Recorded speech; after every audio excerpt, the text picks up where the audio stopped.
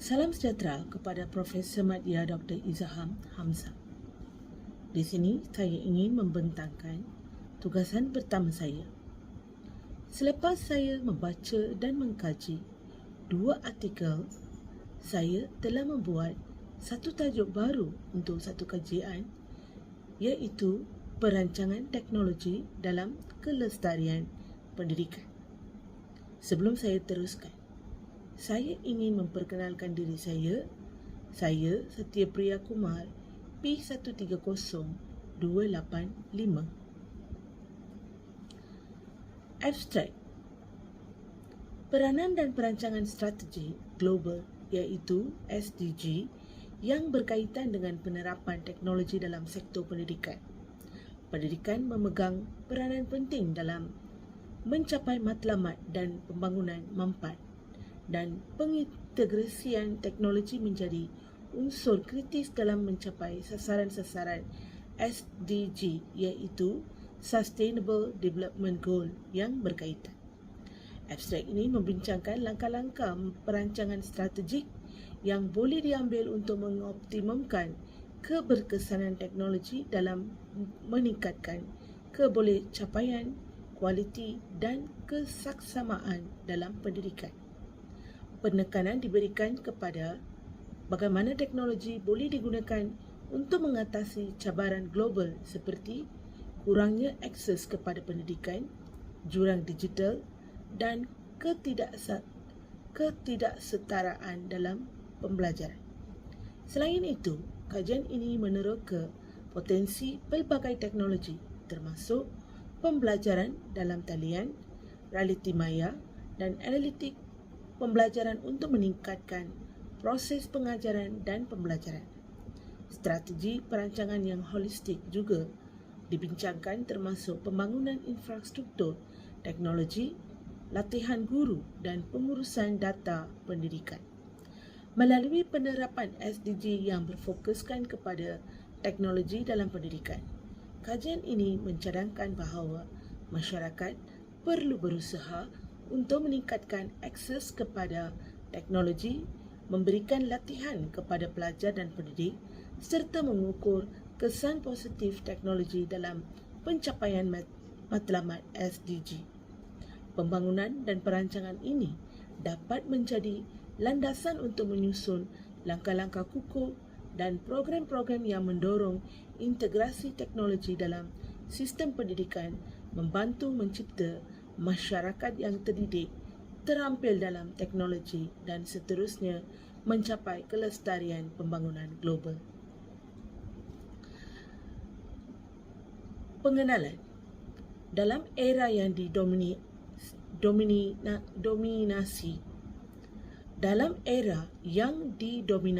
oleh kemajuan teknologi, pengintegrasian inovasi digital dalam pendidikan menjadi semakin penting untuk mencapai keberkesanan proses pengajaran dan pembelajaran.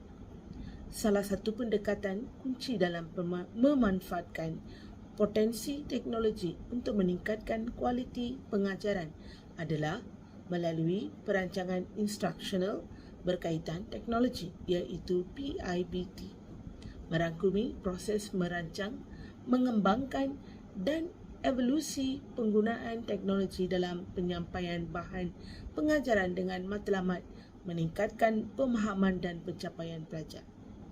Penyelidikan dan perkembangan teknologi telah membuka peluang baru dalam bentuk pelajaran yang dinamik, interaktif dan berorientasikan kepada hasil. PIBT iaitu perancangan instruksional berkaitan teknologi, melibatkan strategi merancangkan bahan pengajaran yang mengintegrasikan alat dan platform teknologi yang sesuai, merangsang interaksi aktif pelajar dan menyediakan persekitaran pembelajaran yang menyokong gaya pembelajaran berbeza. Pentingnya PIBT terletak pada keupayaannya untuk memastikan penggunaan teknologi tidak hanya sebagai alat bantu tetapi sebagai pemangkin transformasi pendidikan. Dengan merancang instruksi yang disesuaikan dengan keperluan pelajar dan memanfaatkan teknologi secara strategik, PIBT membawa impak positif terhadap pemahaman konsep, pembangunan kemahiran kritis dan peningkatan prestasi pelajar. Teori-teori yang telah dikenal pasti melalui pembacaan dua artikel itu adalah teori pengajaran dan pembelajaran, teknologi maklumat dan komunikasi. Dalam tajuk ini, kita akan membincangkan 4 teori, iaitu teori instruktivism, teori konstruktivism, teori kognitif dan teori interaksi manusia komputer.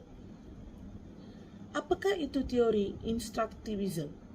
Menurut Benzion Barta, Mosley Telem dan Yafahger 1995, instructional berasal dari kata instruction yang bererti pengajaran, pelajaran atau arahan instruksi.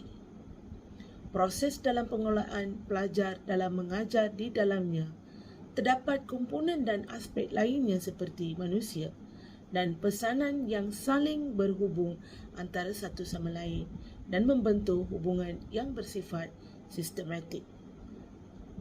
Teori konstruktivism atau lebih dikenali sebagai teori instructional. Teori ini memberi pengetahuan, maklumat khusus dengan maksud melatih berbagai bidang khusus, memberikan pengetahuan dalam berbagai atau kepakaran tertentu. Seterusnya, teori konstruktivism. Pengetahuan tidak dapat dipindahkan begitu saja dari pemikiran guru ke pemikiran murid atau pelajar. Ini adalah pernyataan David Tauben pada tahun 2000. Ini bermakna murid atau pelajar harus aktif secara mental membangun struktur pengetahuan berdasarkan kematangan kognitif yang dimiliki. Teori kognitif. Tingkah laku seorang lebih bergantung kepada pemahaman terhadap hubung-hubungan yang ada di dalam sesuatu situasi. Mereka memberi penekanan kepada organisasi, pengalaman atas rangsangan dalam lingkungan serta faktor yang mempengaruhi pengalaman tersebut. Teori kognitif merupakan teori yang sering digunakan di dalam kelas abad ke-21. Menurut Jean Piaget, 1987, teori belajar kognitif lebih menekankan pada belajar merupakan suatu proses yang terjadi dalam akal fikiran manusia. Teori yang terakhir adalah teori integrasi manusia komputer. Ilmu yang mempelajari bagaimana manusia berinteraksi dengan komputer dan pengaruh dan interaksi antara manusia dan komputer. Fokus dan interaksi manusia dan komputer adalah perancangan dan penilaian antara muka pengguna, iaitu user interface. Pernyataan ini adalah dari Schneiderman 1998. Model yang dikenal pasti dari artikel adalah model TPACK. Merupakan satu kerangka yang memperkenalkan hubungan yang kompleks antara ketiga-tiga pengetahuan, iaitu teknologi, pedagogi dan isi kandungan. Ia adalah dari Mishra dan Kohler pada tahun 2006. TPACK terdiri daripada 3 komponen dasar pengetahuan, iaitu teknologi, pedagogi dan kandungan yang merupakan pengetahuan dan pemahaman intuitif pengajaran kandungan dengan kaedah pedagogi dan teknologi yang sesuai. Model kedua dari artikel kedua adalah merujuk kepada tempat pembelajaran berlaku, subjek menerangkan topik pembelajaran, tema atau kursus tertentu, pengantaran, utusan yang bertanggungjawab untuk mengajar kelestarian, audience, menerangkan pelajar yang disasarkan, dan akhir sekali, hasil mengenal pasti. Model yang seterusnya adalah model daripada integrasi kedua-dua model yang lalu, iaitu model TPACK dan model 5 dimension. Di sini kita dapat melihat pedagogi akan menjadi unsur pertama atau unsur yang penting untuk sustainable development. Model ini dibangunkan oleh QP and Wolff-Follis pada tahun 2019. Kajian literatur mengatakan pandangan Kern pada tahun 2006 iaitu teknologi berfungsi sebagai 71 perantara antara guru dengan pelajar. Kajian Koch pada tahun 2011 pula menjelaskan bahawa satu sumbangan terbesar teknologi internet dalam dunia pendidikan adalah dari segi penyebaran kandungan pembelajaran tanpa sempadan. Kaplan dan Helen 2010 mengatakan media sosial ditakrifkan sebagai sekumpulan aplikasi internet yang dibina berasaskan ideologi dan teknologi Web 2.0. Menurut Weiser pula, pada tahun 2002, proses pengajaran dan pembelajaran dapat dijalankan dengan cara penyampaian kandungan yang lebih jelas dan menarik melalui tayangan. Seterusnya, kita akan melihat tajuk artikel pertama. Tajuk artikel pertama saya ialah Teaching Sustainability in Planning and Design Education, a Systematic Review of Pedagogical Approach. Dalam artikel ini, saya telah mengenal pasti amalan ESD iaitu Educational Sustainable Development boleh ditingkatkan kepada amalan-amalan lain ke arah pemeliharaan dan pemuliharaan untuk membolehkan objektif sekolah lestari tercapai. Malah, pengetahuan guru adalah landasan utama untuk mendedahkan keperluan pendidikan pembangunan lestari kepada pelajar seperti yang disarankan oleh sebahagian pengkaji seperti Agut, Mingguit, Antria, Lahiri Gill, Janggira and Guru. Artikel kedua pula, tajuknya adalah Technological Pedagogical Content Knowledge, TPACK, in Action, a Descriptive Study of Secondary Teachers' Curriculum-Based Technology-Related Instructional Planning. Dalam ni, dapatan yang saya terima adalah pembangunan profesional berkaitan teknologi sehingga kini telah terlalu menekankan kemampuan perkakasan dan perisian mengikut Harris dan Hofer. Kesedaran dan kemahiran memberikan sedikit masa kepada strategi yang boleh digunakan dan disesuaikan untuk kegunaan berasaskan kurikulum untuk teknologi pendidikan. Dan saya telah mengambil dapatan daripada dua-dua kajian ini dan dijadikan sebagai satu kajian baru. Perbincangan dan dapatan kajian artikel 1 dan 2 adalah seperti berikut. Berikut adalah perbincangan dapatan kajian artikel 1 dan 2. Okey, untuk artikel 1, dapatan pertama yang saya terima adalah akses dan kesaksamaan daripada Sustainable Development Goal 4.1 dan 4.5, di mana pendidikan dalam talian. Teknologi membolehkan akses kepada pendidikan di mana-mana, terutama bagi mereka yang berada di kawasan terpencil. Pendidikan jarak jauh juga dibincangkan, di mana penggunaan platform pembelajaran dalam talian dan aplikasi pendidikan jarak jauh memperluas peluang pendidikan kepada mereka yang tidak dapat hadir ke kelas secara fizikal. SDG 4.1, kualiti pendidikan melalui teknologi pembelajaran maya dan interaktif boleh meningkatkan kualiti pengajaran dan pembelajaran, dan juga ia akan lebih interaktif dan disesuaikan dengan keperluan individu. Manakala sumber pembelajaran digital pula kita boleh akses seperti e-buku, video pendidikan dan lain-lain sumber digital melalui platform yang sedia ada dengan meningkatkan keberkesanan proses pembelajaran. Pendidikan untuk pembangunan mampan iaitu SDG 4.7. Pendidikan kelestarian teknologi memungkinkan integrasi konsep dan mata pelajaran kelestarian dalam kurikulum, memberikan kesedaran kepada pelajar tentang isu-isu lingkungan dan sosial. Simulasi dan realiti maya. Penggunaan simulasi dan realiti maya dalam pendidikan dapat membantu pelajar memahami cabaran kelestarian dan mencipta penyelesaian inovatif.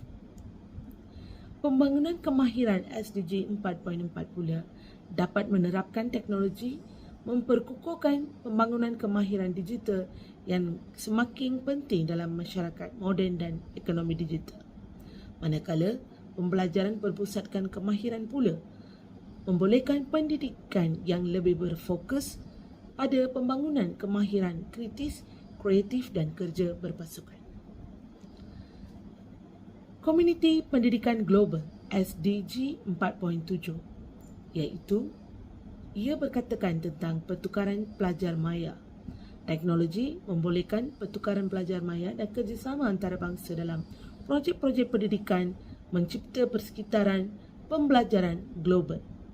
Peluang kolaborasi membolehkan pelajar dari pelbagai negara mengukuhkan pemahaman dan toleransi antarabangsa.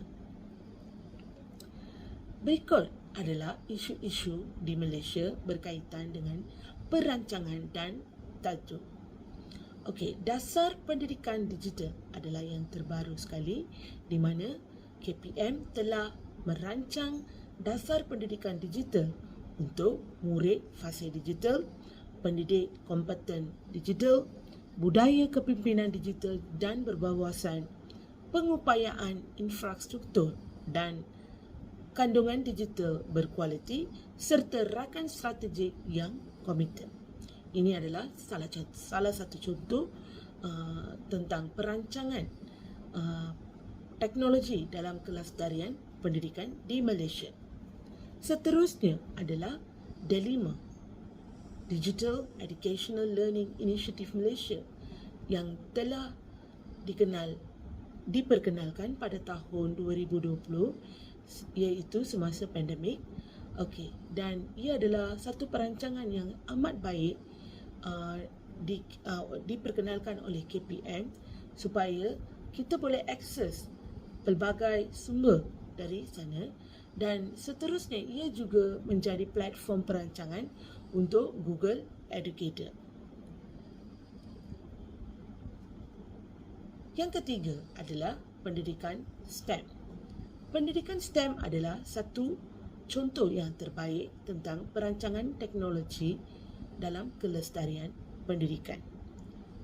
Dengan ini, murid-murid dapat menerima pendidikan formal dengan aplikasi dunia sebenar, hands-on experience, elemen-elemen STEM dalam mata pelajaran bukan STEM.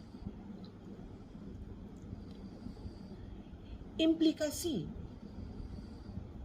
teknologi dalam kelestarian pendidikan adalah akses pendidikan global. Ia memungkinkan akses pendidikan global tanpa mengira batasan geografi atau ekonomi. Seterusnya, inovasi dalam pembelajaran. Ia mendorong inovasi dalam pembelajaran melalui penggunaan teknologi seperti pembelajaran berasaskan permainan, gamifikasi dan pembelajaran maya. Perkembangan kemahiran digital akan meningkatkan kemahiran digital di kalangan pelajar dan pendidik. Perancangan teknologi yang menitik beratkan pada perkembangan kemahiran digital memberi daya kepada individu untuk berfungsi dalam masyarakat digital. Seterusnya, penggunaan kecerdasan buatan iaitu Artificial Intelligence (AI) dalam pengajaran. Ia memberi implikasi menggunakan kecerdasan buatan untuk merancang dan pengalaman pembelajaran yang disesuaikan, memberikan cadangan yang diperbaikan dan meningkatkan keberkesanan pengajaran. Seterusnya, fleksibiliti dalam model pendidikan. Implikasinya adalah merancang teknologi untuk memungkinkan model pembelajaran hibrid dan jarak jauh, memberikan fleksibiliti kepada pelajar dan pendidik untuk mengakses pendidikan mengikut keperluan dan keadaan masing-masing. Analitik pembelajaran untuk peningkatan prestasi adalah ia memberi implikasi dari segi pelaksanaan analitik pembelajaran untuk mengumpulkan dan menganalisis data pembelajaran, memberikan maklum balas segera dan merancang strategi yang lebih efektif untuk meningkatkan prestasi pelajar.